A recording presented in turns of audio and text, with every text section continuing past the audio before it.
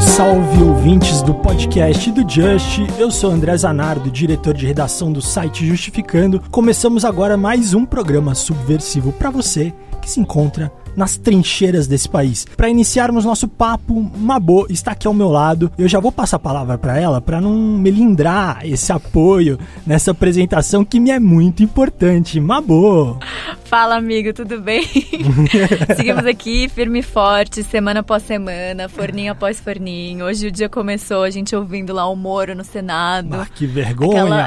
Vergonhoso, mas assim, começa o dia estressado, mas a gente termina o dia aqui gravando com os nossos convidados queridos. Vamos falar um pouquinho sobre repercussões das manifestações que aconteceram na sexta passada, repressão estatal, tema muito bom pra gente pensar, então bora lá. Queria já aproveitar e agradecer aos nossos ouvintes que escutaram massivamente e compartilharam com seus amigos o nosso último episódio sobre a Lava Jato. Esse foi o episódio com mais visualizações em uma semana até agora. Gente, se você não escutou, fica a dica, porque esse programa foi foda. Nossa, foi maravilhoso gravar, inclusive. A gente tava, no grau ali, né? Recebendo as notícias em primeira mão e comentando. Foi plantão, foda. Deu plantão o negócio. Foi incrível, gente. Ouvi lá. Modéstia à parte, mas tava da hora. Você é ouvinte semanal do nosso podcast. A gente queria saber o que vocês estão achando do formato. Se estão gostando das pautas, se querem mandar uma sugestão, comenta a sua opinião. Pra gente é muito legal ler o feedback de vocês e pode ser pelo Twitter, Facebook, Instagram.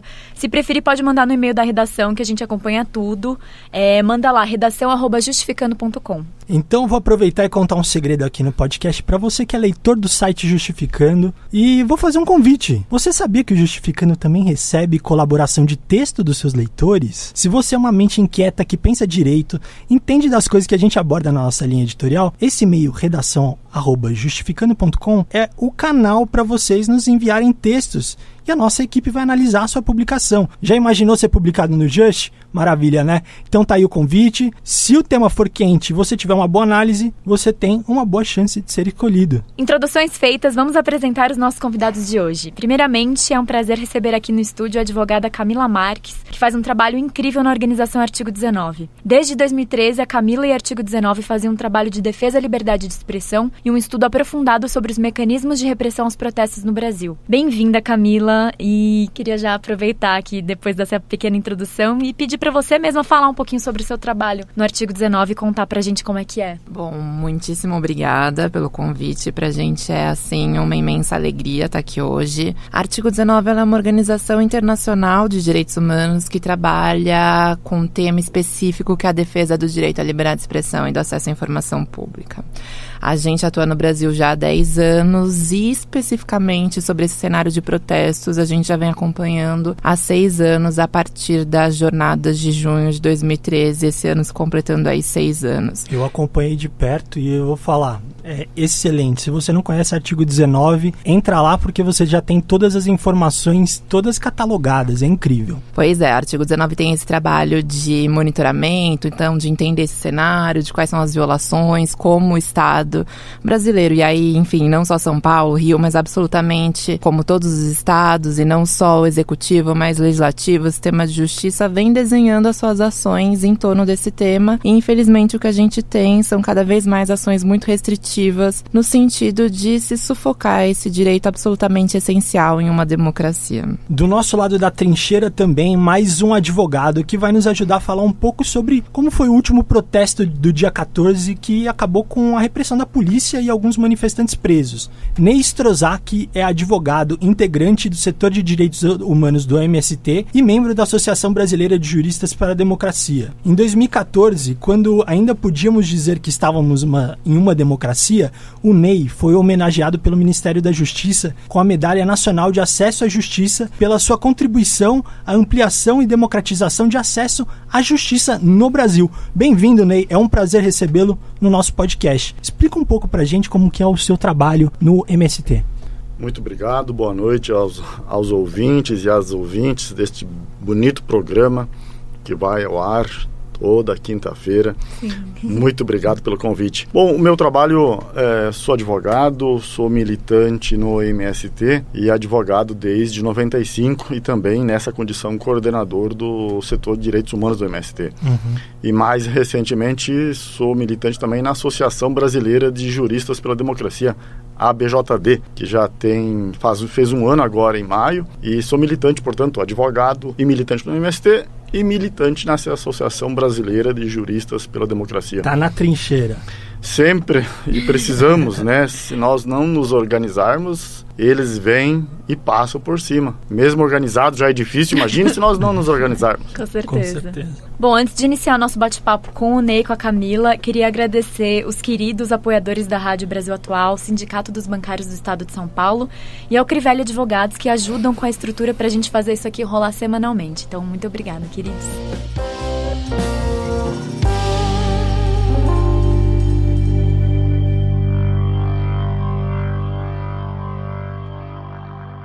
Bom, o tema de repressão às manifestações populares do Brasil, infelizmente, não é uma coisa nova. A gente resolveu marcar, assim, um período temporal a partir de 2013, como a Camila veio citando, para discutir os agravamentos dessa política de Estado que tem tentado minar as expressões de rua nos debates políticos. Nesse episódio de hoje, a gente vai abordar um pouco sobre o que aconteceu no dia 14, durante a greve geral, mas também resgatar como essa pauta se tornou prioritária para o governo, seja no legislativo, executivo ou no judiciário. Para além dessa discussão, também vamos comentar um pouquinho sobre como a sociedade civil aprendeu a lidar com essas questões na tentativa de se blindar dos abusos do poder público. Então, esse programa é um prato cheio para você ativista que já tomou tiro, porrada e bomba e tá, como o André falou, nas trincheiras aqui com a gente. Bom, para começar, pelo que tá quente, tá fresco, né? Ney, você pode contar um pouquinho o que aconteceu no dia da greve geral, no dia 14 de junho, mais especificamente aqui em São Paulo, né? Que esse é o recorte que a gente tá dando.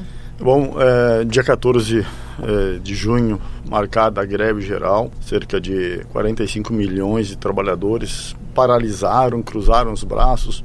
Foi uma greve geral histórica. Em São Paulo, a adesão não foi tão grande, mas a cidade de São Paulo parou e a partir das 14 horas foi marcada uma concentração na Avenida Paulista, palco histórico das lutas e das concentrações do povo de São Paulo. E no final do dia, na Avenida Paulista já iniciou uma repressão, a Polícia Militar utilizando, enfim, seu aparato e sua truculência que é costumeira em todas as manifestações. E por incrível que pareça, prenderam, entre outras pessoas, um defensor público que, eu vi esse relato.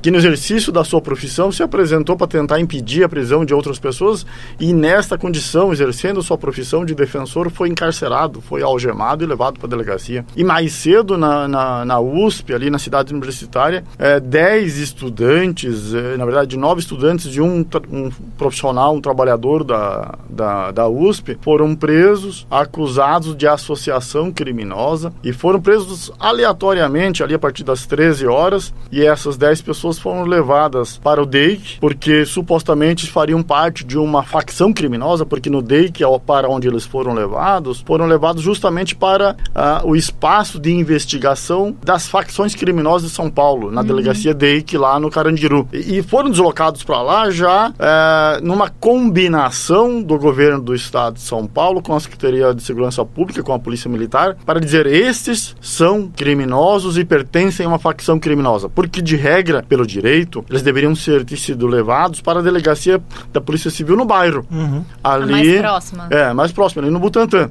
Mas não, já com uma orientação que veio do governador, que passou pela Secretaria de Segurança Pública e a Polícia Militar, foram deslocados para o DEIC numa demonstração clara de que, bom, nós não vamos tolerar as manifestações populares em São Paulo, e se não existe motivo, nós vamos prender sem motivo, que foi o caso ali.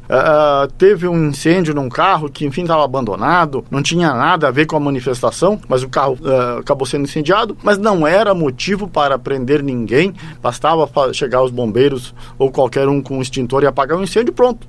Solucionado aquele problema. Mas não, a Polícia Militar chegou e fez uma espécie de cerco a quem eles conseguiram prender, cercaram 10, colocaram num ônibus a Polícia Militar, levaram até um espaço que tem ali perto momento, algemaram as 10 pessoas e depois de um tempo da intervenção dos advogados da Comissão de Direitos Humanos da Ordem dos Advogados, que agiu prontamente e de forma exemplar, foi dado água para eles e depois deslocados os 10 para o DEIC, que investiga a ação das facções criminosas no estado de São Paulo. E lá permaneceram detidos numa cela. Tinha uma moça de cerca de 20 anos, 19 anos, uma adolescente. Ela foi colocada numa sala separada, isolada, e a partir da meia-noite a polícia começou a ouvir, então, no flagrante, todas essas pessoas. E elas já estavam acompanhadas de advogados, Sim, você no caso. Eu consegui chegar lá por volta das 18 horas, já tinha outros advogados, e o tratamento, claro, lá no DEIC, na delegacia, foi um tratamento bastante cordial, mas estavam encarcerados, e a polícia militar, ao chegar na delegacia e já com as 10 pessoas presas, tentou dar uma versão de que os 10, ao serem avistados pela polícia militar, se comportavam como líderes. É uma piada. E que todos eles tinham uma combinação prévia para ou causar um incêndio ou causar um dano maior à coletividade. Então os 10 foram identificados pela polícia militar e foram monitorados, e por isso que os 10 foram presos. E os 10 estavam supostamente se encaminhando para o ato? Sim, os 10 participavam para ir para a manifestação. A manifestação já estava em andamento nesse momento em que eles foram presos. E quando a polícia civil vai ouvir um por um, cada um deles diz: olha, eu fui preso ali, num espaço tal, dando o local onde foram presos. E ninguém se conhecia. Cada um foi preso aleatoriamente, ou seja, desmorona a versão da polícia militar, que tenta dizer que todos eles estavam anteriormente já associados para a prática de crime. E por isso que uma das acusações foi a associação criminosa, que é o antigo bando ou quadrilha do Código Penal, o artigo 288, que agora é associação criminosa. E esse artigo foi incluído como acusação porque tem a pena maior. Então vamos tentar segurar essas pessoas encarceradas para dar como exemplo para quem quiser fazer manifestação em São Paulo, saibam que a repressão vai ser pesada. Essa tática, ela é utilizada já há muito tempo, né, Camila? Eu já consigo ver aí, eu acompanhava em 2013, 2014 como advogado, e eu já vejo aí, por exemplo, acho que foi utilizada, pelo que ele falou, a tática do Caldeirão de Hamburgo. Não, exatamente. Esse cenário, infelizmente, não é nada novo, né? Quando a gente olha um pouco para o que aconteceu em 2013, primeiro acho que tem um primeiro fato aí que a gente sempre precisa lembrar, e absolutamente o Ney tá aqui para não me deixar mentir, que é esse cenário de restrição e de criminalização e de repressão, ele também não se inicia em 2013, né? O Estado brasileiro aí é historicamente repressor, violento, enfim, criminalizador dos movimentos sociais. Em 2013, o que a gente viu foi a sofisticação, a intensificação, um redesenho dessas técnicas e dessas táticas no sentido de se aprimorar a criminalização, a repressão e a violência contra os movimentos sociais. Em 2013 foi absolutamente alarmante o grau de barbaridade e truculência da polícia e, por exemplo, esse tipo de tática que é o Caldeirão de Hamburgo, que é quando a polícia vai lá, forma um grupo, confina um grupo de 10, 15 manifestantes, deixando essas pessoas imobilizadas ou isoladas, sem acesso à água, advogados. Em 2013 eles chegaram a prender mais de 280 pessoas numa leva só. Na Consolação, né?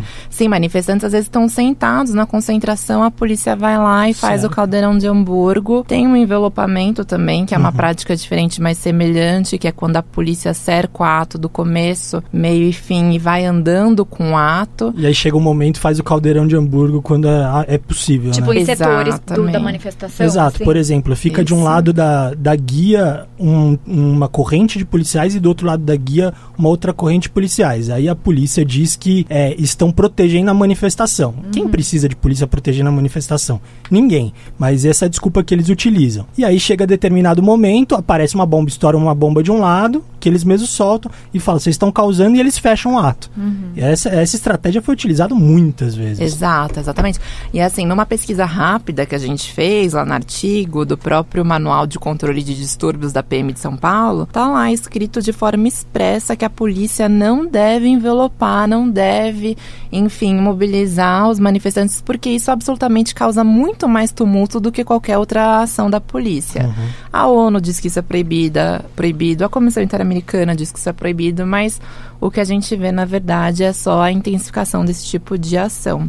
E falando de um cenário já que não é novo, mas que é tradicional, também é essa prática aí de associação criminosa, né? De se juntar pessoas que absolutamente não têm vínculo algum, que sequer se conhecem, como se fossem ali uma quadrilha, né? Um grupo criminoso. Basta a gente lembrar dos 23 do Rio de Janeiro, Sim. Igor Mendes, tantos outros manifestantes lá do Rio que se manifestavam contra a Copa do Mundo em 2014, 2015, que foram detidos, que foram processados, que foram criminalizados por associação criminosa, que sequer eles ali se conheciam. A polícia no inquérito usou como prova pessoas que eram amigas virtuais Sim. em redes sociais para caracterizar esse ato. E atrapalhou a vida de muita gente ali, né? Porque houve uma exposição midiática dessas pessoas que foi criminosa. Exatamente. Elas saíram na capa da Veja, foram eles. Exatamente.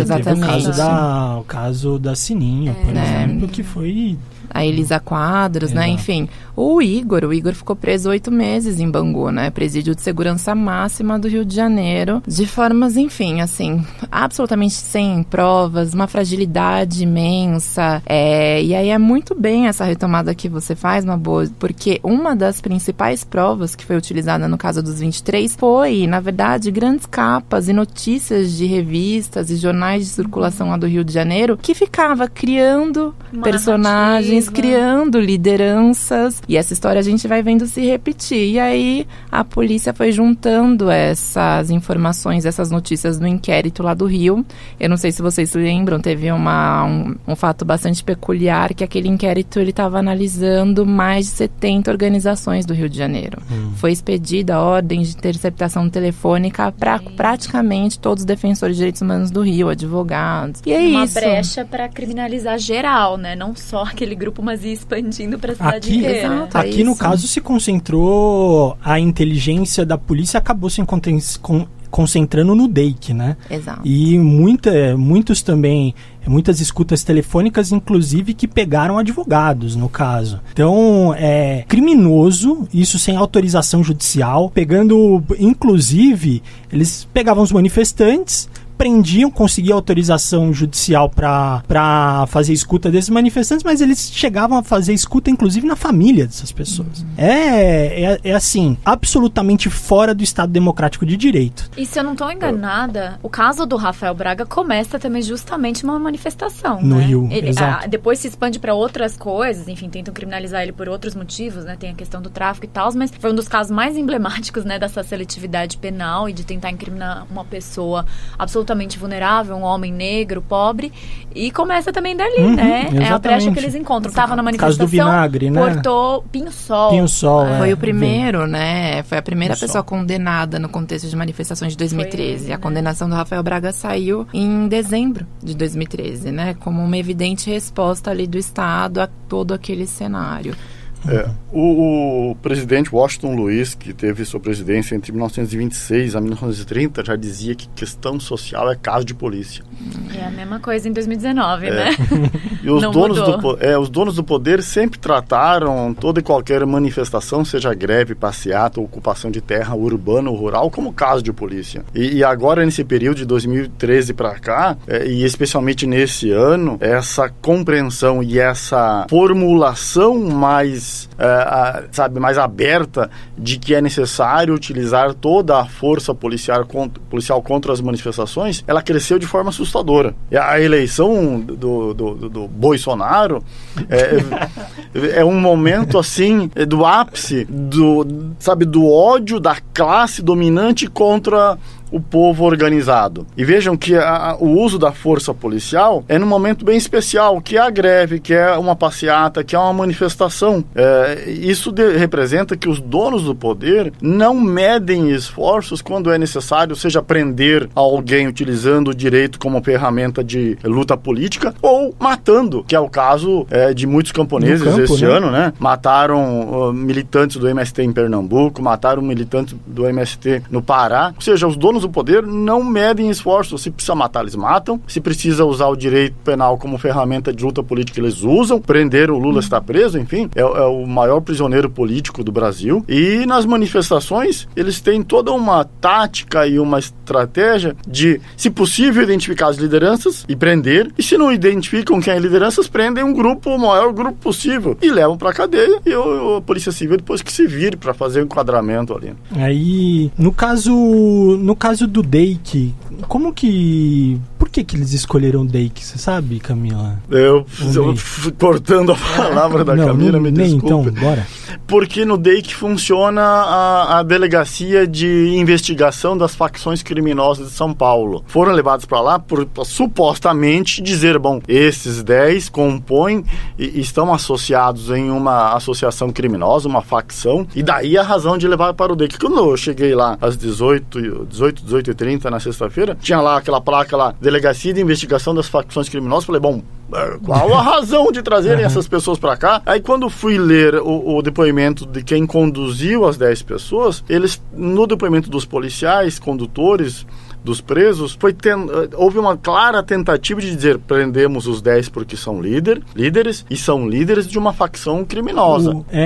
Eu vejo que assim, de 2013 eles levavam pro DEIC, porque tinha o inquérito dos Black Blocs, dos 300 do Black Blocs lá, dos Black Blocs. E aquilo não virou nada no final das contas, mas a polícia, eu lembro que tinha um contato direto com o secretário de Segurança Pública e, consequentemente, com o governador do estado. Então, era uma coisa meio combinada, assim, você combinava com as mídias, você já sabia se ia ter violência no ato ou não, porque ia se concentrar no DEIC para algum efeito midiático ali no caso. Isso, quando não, era para prejudicar o acesso dos advogados. Que aí eu lembro bem que, para quem não sabe, antes do Justificando surgir, eu e outros colegas fundamos o coletivo Advogados Ativistas. E nessa época, a gente defendia todos os manifestantes que eram presos nas manifestações em São Paulo. A gente tinha uma dificuldade muito grande de ter acesso aos presos,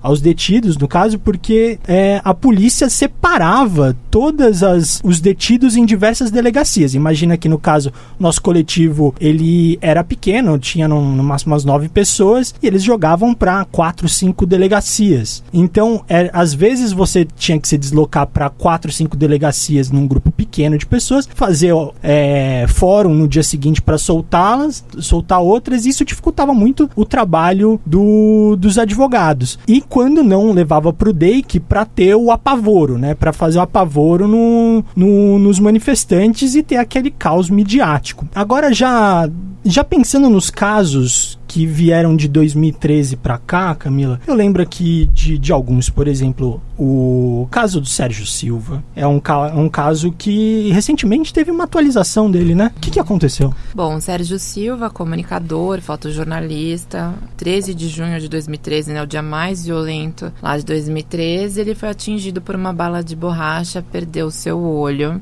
O Sérgio, fotógrafo, e mesmo que não fosse, né, com todo o direito, entrou na justiça para ter uma reparação, uma indenização. Quando ele aciona a justiça, o juiz aqui da primeira instância diz, olha, na verdade o Estado não deve nenhuma reparação para o Sérgio, porque o Sérgio, ele é o culpado, ele é o responsável pelo ferimento que o atingiu, porque, abre aspas, né, do juiz, porque ele se colocou na linha do tiro. Uma decisão absurdamente, enfim, que desrespeita todos os padrões de legalidade, todos os padrões de observância dados da força, da atuação policial, em protestos. O Sérgio recorre. Quando ele recorre, o Tribunal de Justiça fala, olha, na verdade não é, a gente não está falando aqui de culpa exclusiva da vítima, não é isso que a gente está discutindo, mas na verdade o que a gente está discutindo é que não se tem uma prova cabal, uma prova que evidencie que o ferimento do Sérgio foi causado pela polícia.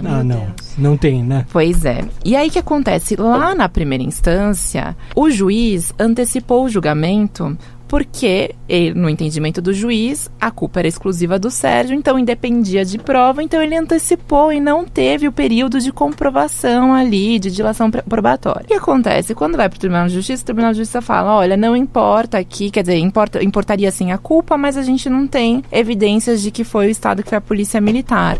Porém, não abriu novamente a possibilidade do Sérgio produzir essa prova. E aí o que aconteceu? Denegou de novo, negou o recurso, o Sérgio subiu para o STJ e, infelizmente, no Superior Tribunal de Justiça, essa semana a gente teve a inadmissibilidade do recurso. Então, agora a defesa dele está estudando, possivelmente, né, o caso já estava com um recurso ali extraordinário para seguir para o Supremo Tribunal Federal, e é isso possivelmente que vai restar para o Sérgio, mas o que a gente tem é a Justiça Paulistana e as nossas supremas aí cortes legitimando esse cenário de violência. Tem outros casos semelhantes? Tem.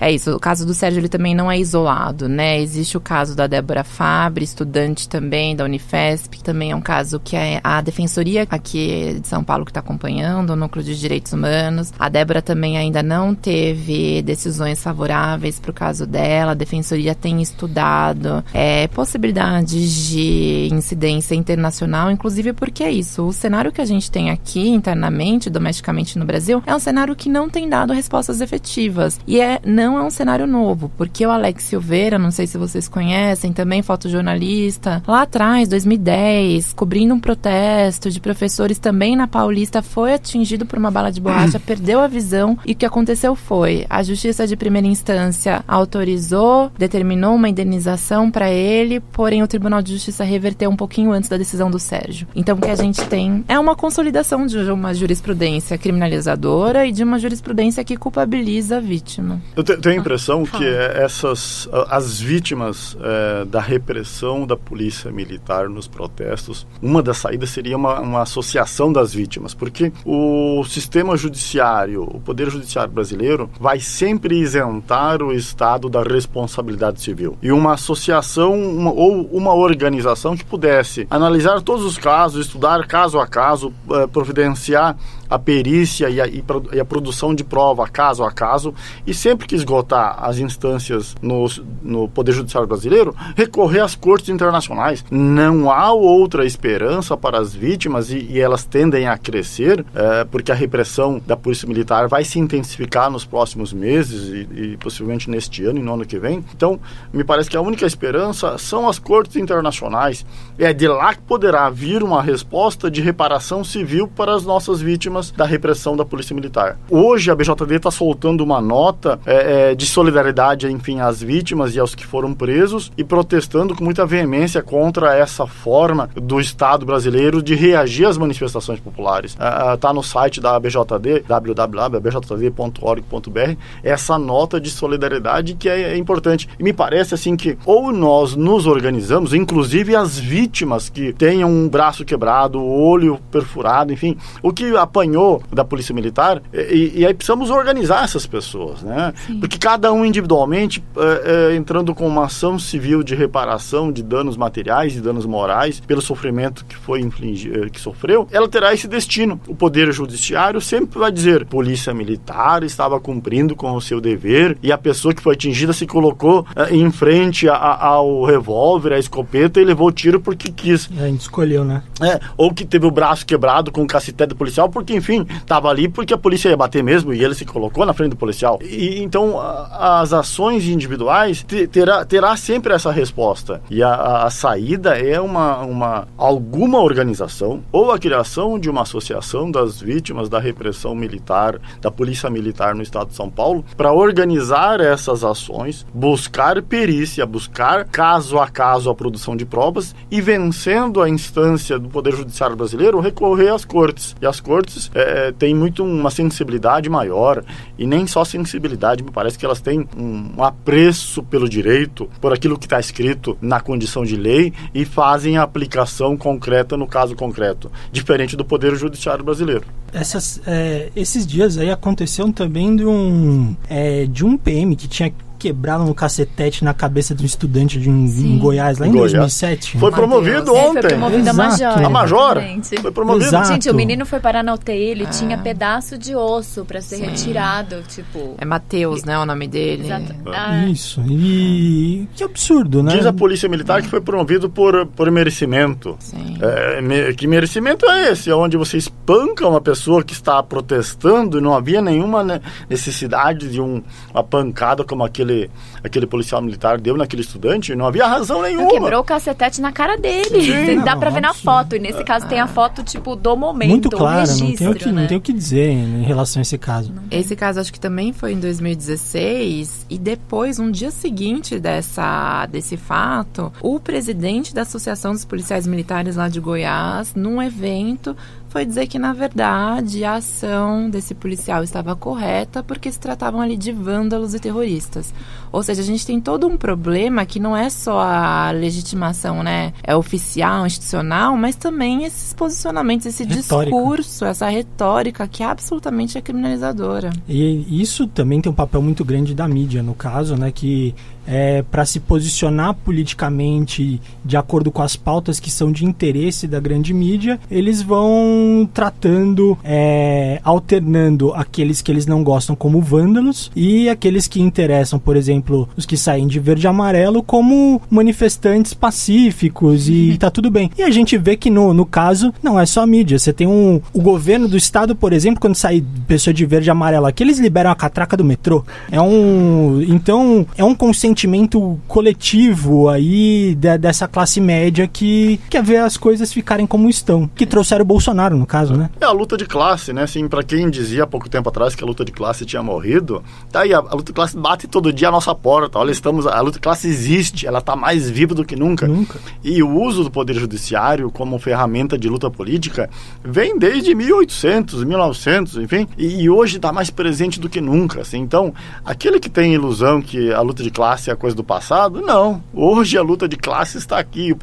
Os donos do poder utilizam o Poder Judiciário para fazer valer o seu direito, sabe? A sua exploração da mão de obra, a exploração da força de trabalho, e aquele que se manifestar ou vai preso, ou morre, ou apanha com muita força nas manifestações populares. Esse cenário, né, de seletividade da ação da polícia fica muito presente também no contexto das manifestações, porque a gente, por exemplo, no artigo evita falar que a polícia é despreparada para atuar em manifestação, porque se você vai ver a atuação da polícia no domingo na Avenida Paulista... Parecem preparadíssimos. Preparado super pra fazer preparados, isso. Né? O metrô, super preparado. A CET, então, super preparado. Então, me parece que existe toda uma ação coordenada mesmo, e que me parece que a gente precisa cada vez mais denunciar, colocar holofotes que existe sim uma seletividade, que é a luta de classes, que é ideologia política. Absolutamente, a gente viu recentemente, né, uma declaração do atual presidente do Brasil dizendo que as manifestações ali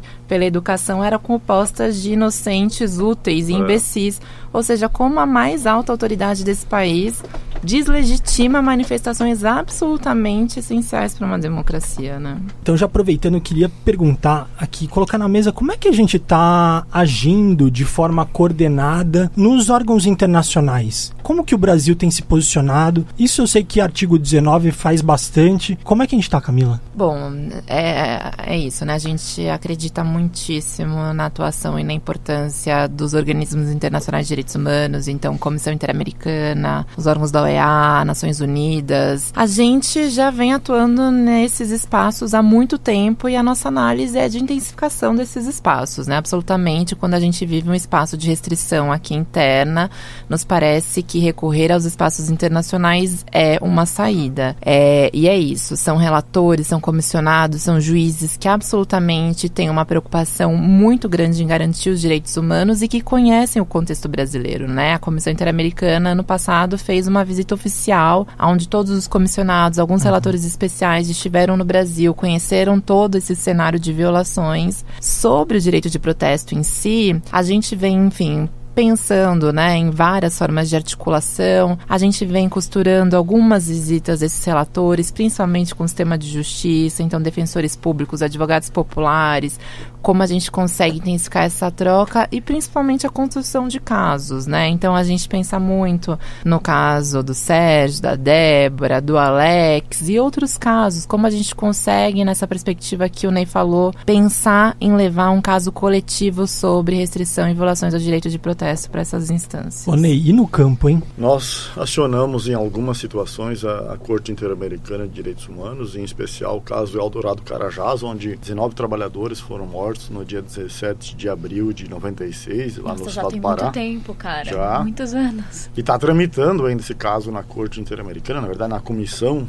Americana de Direitos Humanos. E levamos, entre outros, um caso do Paraná, onde uma juíza no município de Loanda fez interceptação de ligações telefônicas entre a militância do MST e uma cooperativa, e a corte considerou ilegal aquela interceptação, determinou um pagamento de uma indenização para os militantes que tiveram ilegalmente suas ligações interceptadas. Foi um caso bonito, paradigmático nesses casos que levamos para a Corte Interamericana, e acho que precisamos acionar cada vez mais as instâncias internacionais, porque o Poder Judiciário brasileiro, infelizmente, obedece às ordens dos donos do poder. No caso, enfim, da violência policial em São Paulo, parece que não há outro caminho para fazer essas reparações, porque a Corte Interamericana obriga o Estado brasileiro a fazer o pagamento dessas reparações. E no caso, o caso do Lula, por exemplo, está na ONU. A ONU já deu uma decisão preliminar, considerando o Lula prisioneiro político já desde o ano passado, e esse ano deve julgar o mérito. Então, esses espaços internacionais são espaços que devemos sempre acionar e levar os casos, seja no caso individual ou o caso coletivo, né? Que daí tem um impacto muito maior. Acho que nós aqui no Brasil ainda precisamos avançar um pouco mais na construção e no uso desse sistema internacional de proteção dos direitos humanos nas cortes internacionais. E uma coisa que acho que é importante também, isso de levar para setores externos, né, para âmbitos internacionais, é justamente porque aqui, internamente, além dos recursos não funcionarem, também me parece de que a mídia fala pontualmente quando acontece algum caso muito absurdo, tipo, fulano perdeu o olho numa manifestação, alguém tem um cacetete quebrado na testa, noticia-se ali e nunca mais se fala disso, nunca mais se fala em responsabilização, e assim, a coisa não vai para frente, não tem atenção. É tratado com normalidade. É tratado com banalidade pela mídia, então acho que é importante, inclusive a gente está falando disso aqui mesmo, mídia alternativa, para levantar esse debate, porque vira uma coisa completamente banal no Brasil, que toda manifestação, a cada 2 manifestações, pelo menos uma vai ter uma repressão, né? Pelo menos a gente pensa assim, quando a gente vai pra ato, não sei vocês. A não ser se você vê gente de verde e amarelo, você sabe que não vai dar exatamente. nada. A gente já fica pensando, puta, será que hoje vai dar ruim? Tipo, você já se prepara, tá ligado? Com certeza. É bizarro, mas enfim. Fechando aqui o primeiro bloco, vamos agora falar um pouquinho mais sobre algumas legislações que vieram nesse sentido aí pra piorar ainda mais a situação. Bora lá. A maioria ali é militante, não tem nada na cabeça. Perguntar 7 vezes 8 para ele não sabe. Perguntar a fórmula da água não sabe nada. São uns idiotas úteis, uns imbecis que estão sendo usados como massa de manobra de uma minoria espertalhona que compõe o núcleo de muitas universidades federais do Brasil.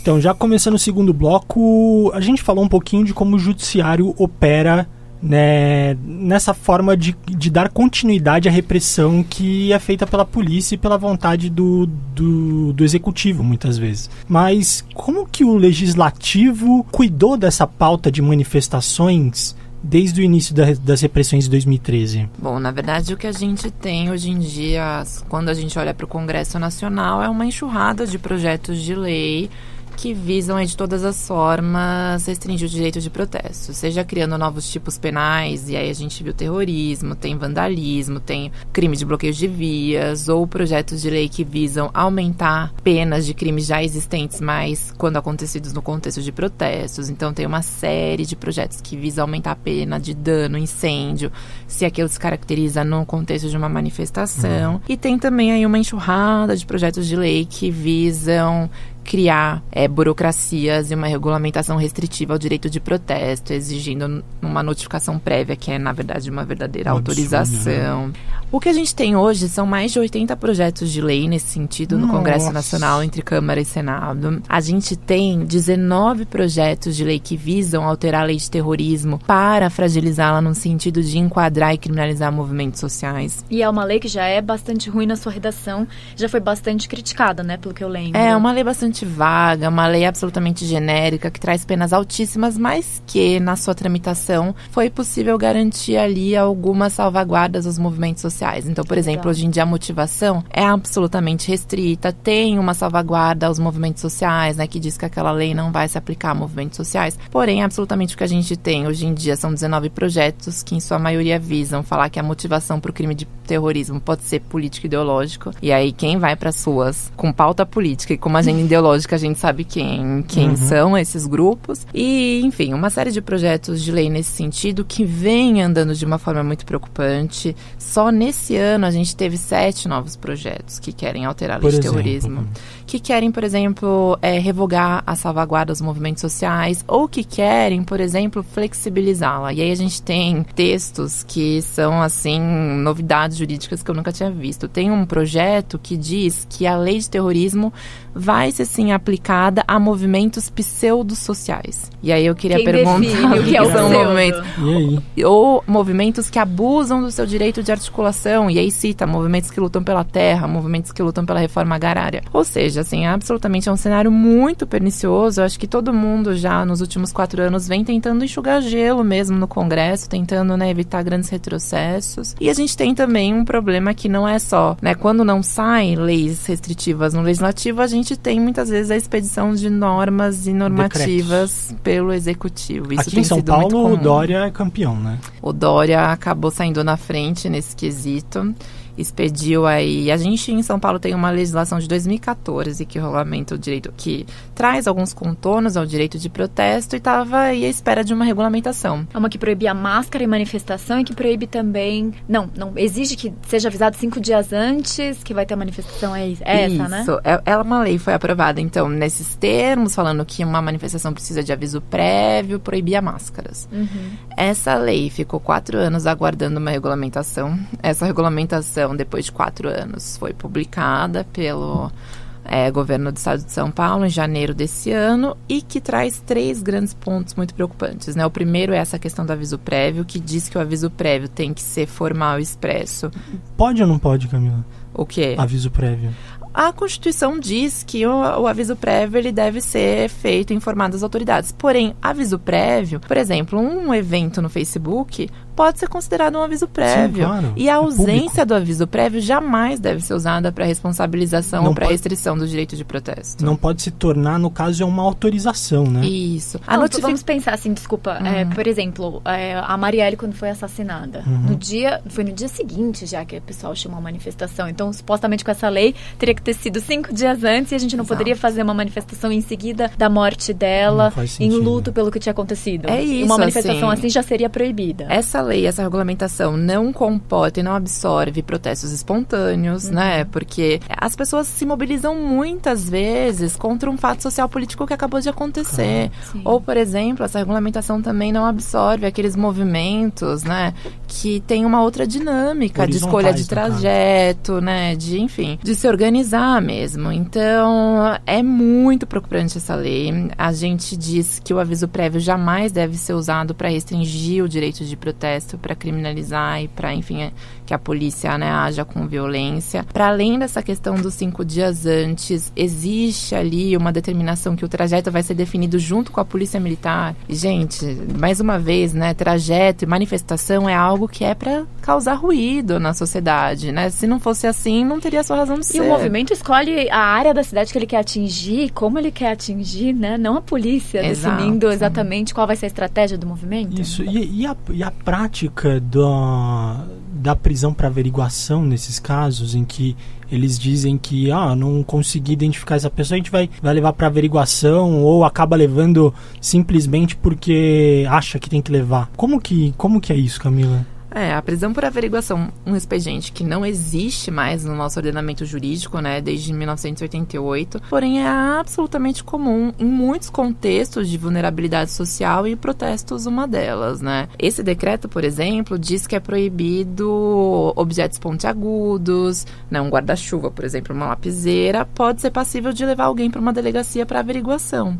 Então, é um grande problema. Esse decreto ainda traz que a presença de alguém com máscara num protesto pode caracterizar o crime de desobediência. E aí, assim, quem é o executivo para dizer como delegado, como promotor, como juiz deve analisar aquela conduta, que por si só não é crime, né? Anonimato é direito, privacidade é direito. É um decreto, assim, absolutamente... Ilegal, inconstitucional. E está sendo denunciado, inclusive... Justamente por esse caráter absolutamente abusivo, né? A ONU fez uma recomendação. Várias organizações enviaram um apelo urgente para a ONU, para a Comissão Interamericana, e ambos os organismos soltaram um repúdio, um pedido para o governo de São Paulo revogar esse decreto. Eu acho que são dois mundos, assim, bem distintos. O mundo legislativo. No Congresso Nacional, já há 10 anos, existem projetos de lei tentando enquadrar a ocupação de terra rural ou urbana como crime hediondo. Ai, meu Deus do céu. Inacreditável. Esses projetos de lei nascem sempre após CPIs. As ocupações rurais passaram por 3 grandes CPIs, as CPIs da terra. E ao final de cada CPI, sempre nascia um projeto de lei de algum deputado federal dizendo que a ocupação de terra tem que ser considerada crime hediondo. Isso também poderia se estender, por exemplo, ao caso de ocupações de terras indígenas, né? Quando eles querem fazer a reivindicação de territórios tradicionais. Sim. Também se estenderia a eles, né? Exatamente. E se eles virem arco e flecha lá, então, Nossa. aí ferrou, né?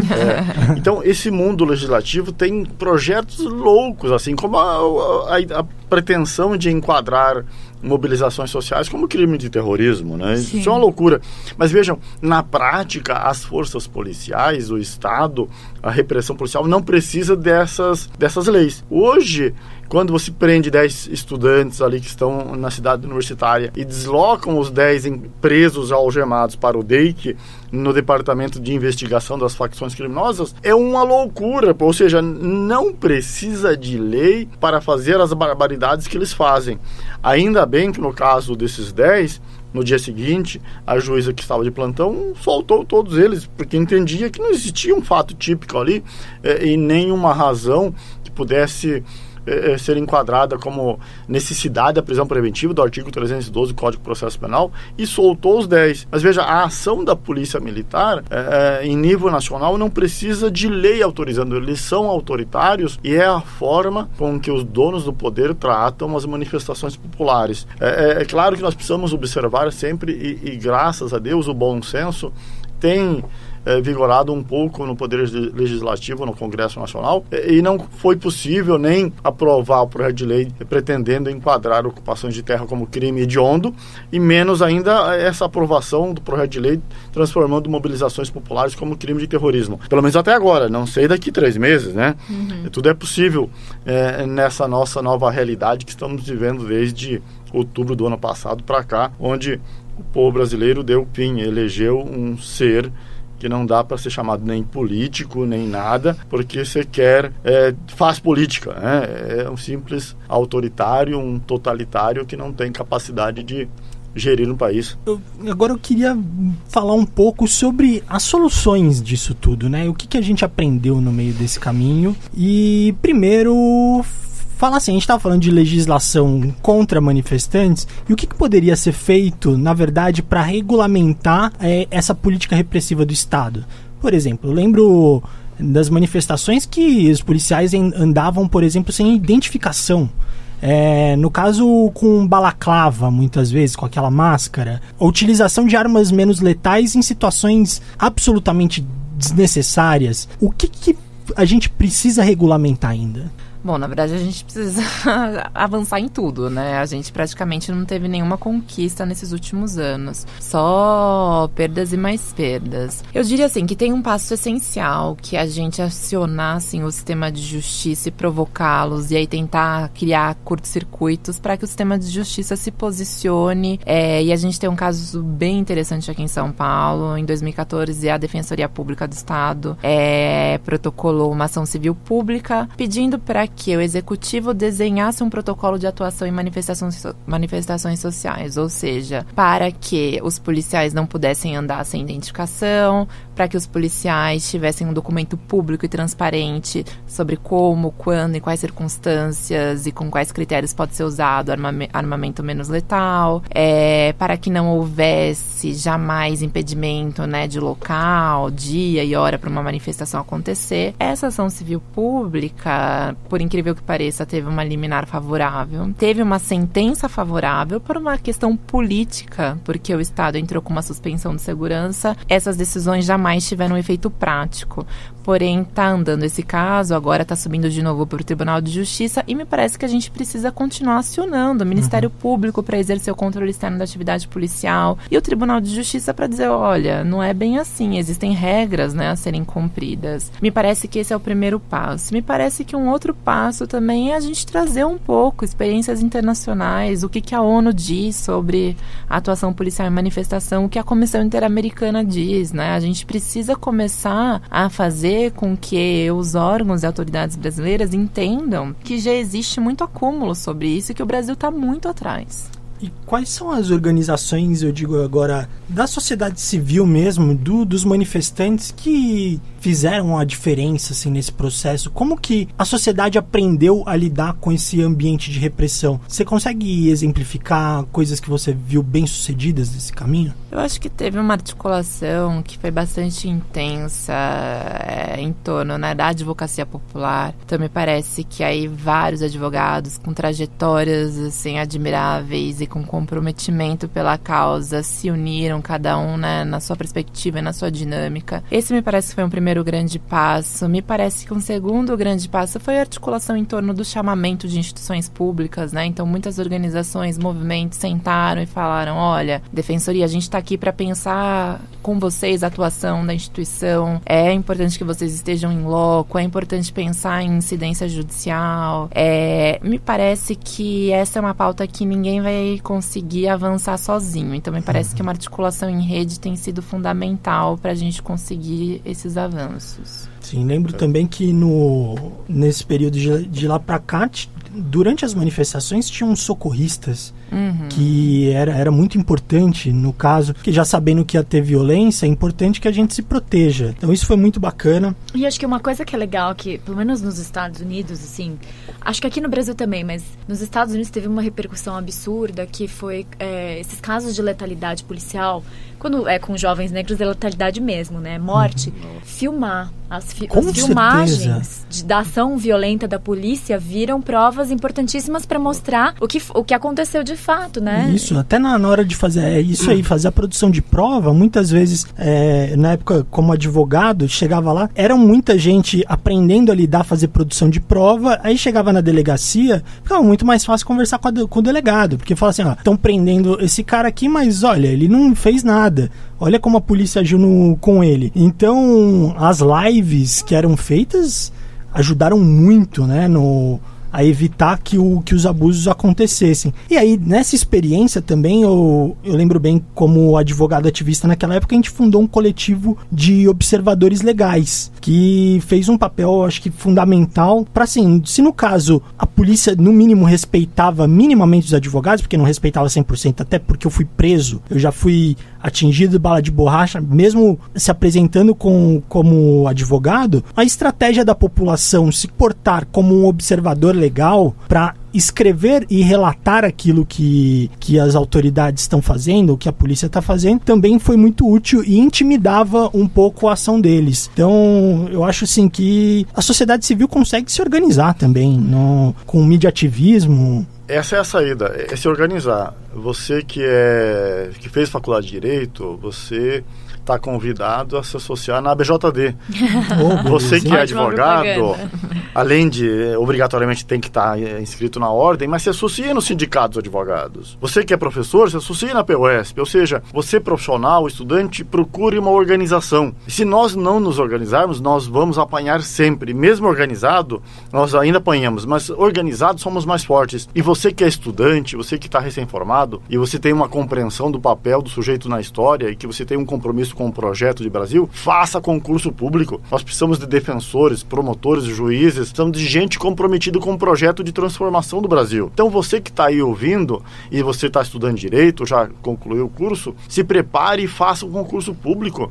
E além de fazer o concurso público, procure uma associação. No caso da ABJD, e a força da organização, uma das forças é a quantidade de associados. Lá nos Estados Unidos nós temos organizações de advogados que têm mais de 50 anos e são essas organizações com um grande poder de incidência que faz a diferença na hora de defender quem foi atingido. E acho que as vítimas da violência da polícia militar nas manifestações populares poderiam se organizar, porque você pode estudar caso a caso, pensar uma estratégia para cada um dos casos e em determinadas situações utilizar as ações coletivas para 2, 3, 4, 5 ou 10, porque toda manifestação em São Paulo a polícia militar vai descer o cacete. E você que apanhou da polícia militar, se organiza. Crie uma associação e vejam que associados nós somos mais fortes. E fica aqui então o convite para que todo aquele que fez o curso de Direito, seja advogado, promotor, defensor, professor de Direito, estudante de Direito, inclusive os trabalhadores do sistema de justiça, se associe na ABJD. Entra lá no site da ABJD e preencha o seu formulário lá, porque a força das organizações está no número de associados. Então não adianta apenas nós reclamarmos e ficarmos reclamando e reclamando. É hora de agir. Uma das formas de agir é procurar uma associação. Juntos somos mais fortes. E assim, se você é juiz, tem a AJD. Se você é promotor, tem o Transforma MP. Se você é advogado, tem sindicato. Tem muita organização aí. Então, tá dado o recado aí, né?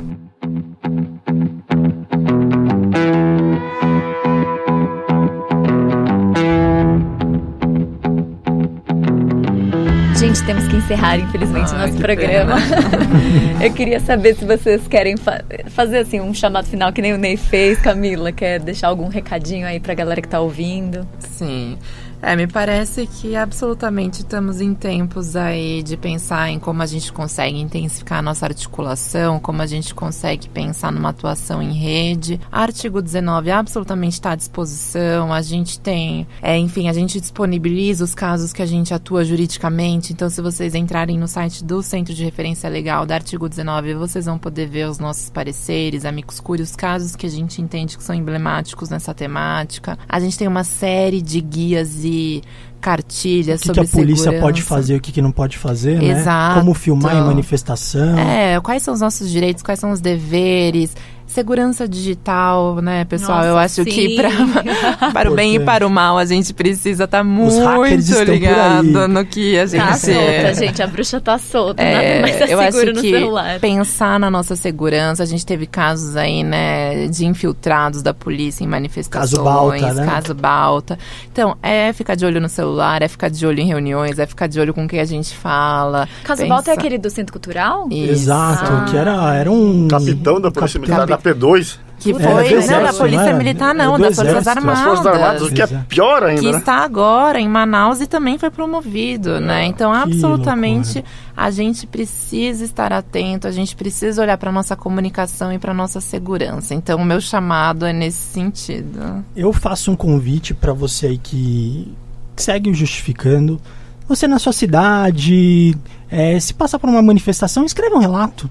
Por que você não manda um texto pra gente? A gente pode publicar sim, a gente pode ajudar nessa divulgação. E então, queridas e queridos, obrigado por terem ficado conosco. Um salve aqui pro Fábio, nosso técnico de som. Um salve também pro Renan, nosso editor. Não se esqueça de seguir a gente nas nossas redes sociais e no seu player de podcast. Estaremos juntas e juntos novamente na próxima quinta-feira.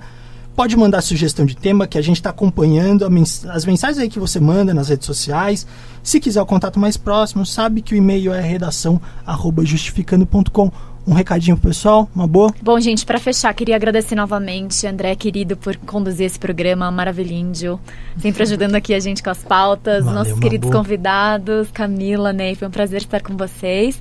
E queria, na verdade, também fazer um apelo aqui, já que a gente está falando da importância de, enfim, mídias alternativas, se organizar e tá por dentro das lutas todas, em todas as frentes. Não sei se vocês sabem, né, a gente repete aqui toda vez, antes de encerrar o programa, que a gente tá aqui no num estúdio que nos é cedido graças ao Sindicato dos Bancários e aproveitando, né, da Rádio Brasil Atual e também da TVT, né, que está fazendo aí um trabalho excepcional de jornalismo, né, no Brasil, e eles estão com uma campanha no Catarse, então eles estão precisando aí de apoio, colaboramento, financiamento, então qualquer ouvinte que quiser colaborar lá com qualquer quantia, é só entrar lá no www.catarse.me. Você vai ajudar a rádio, vai ajudar a estrutura de comunicação independente e ajudar o Justificando a continuar fazendo esse trabalho aqui. Obrigado, pessoal, a gente se vê até a próxima semana.